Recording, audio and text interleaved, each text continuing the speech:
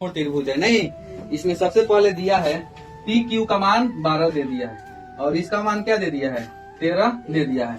अब देखिएगा एक भुजा का मान दे दिया और दूसरा भुजा का मान दे दिया है। यहाँ पे लंब का मान दे दिया है और कर्ण का मान दे दिया है।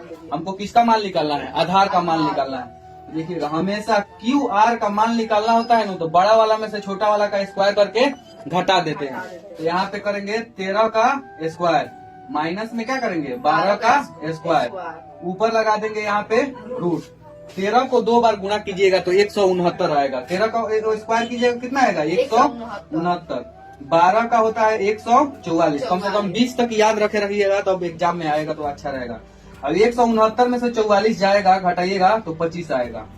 25 को रूट से बाहर निकालिएगा तो क्या आ जाएगा 5। तो मानिए हमारा तीनों भुजा का मालूम चल गया, पी क्यू का मान, क्यू आर का मान और पी आर का मान हो गया ना। अब देखिए क्वेश्चन में पूछा है tan p minus cot R, tan p minus में कॉट आर।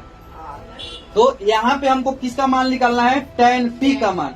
हम लोग tan p के सामने क्या है क्यू आर है, तो ये लंब हो जाएगा।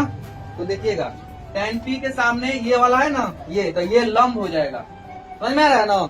अब देखिएगा ये वाला आधार हो जाएगा हमेशा, जैसे लंब ये हो गया, आधार हमेशा सटा हुआ जो भुजा रहता है उसको हम लोग क्या मानते हैं आधार मानते हैं। तो यहाँ पे क्या हो जाएगा 5/12। यहाँ पे माइनस दिया है माइनस हो जाएगा। अब देखिएगा यहाँ पे क्या है कॉट आर, यहाँ पे क्या है कॉट आर हो गया। तो देखिएगा आर हो गया, आर के सम्मुख मुख के सामने क्या है यहाँ पे पी क्यू है, पी क्यू है ना। तो इसको हम लोग इसमें क्या हो जाएगा पी ये हो जाएगा, समझ रहा है ना, और बी ये हो जाएगा। हम लोग क्या जानते हैं कॉट थीटा का फॉर्मूला क्या होता है b/p। यहाँ पे रफ में लिख देंगे कॉट थीटा का फॉर्मूला होता है b/p।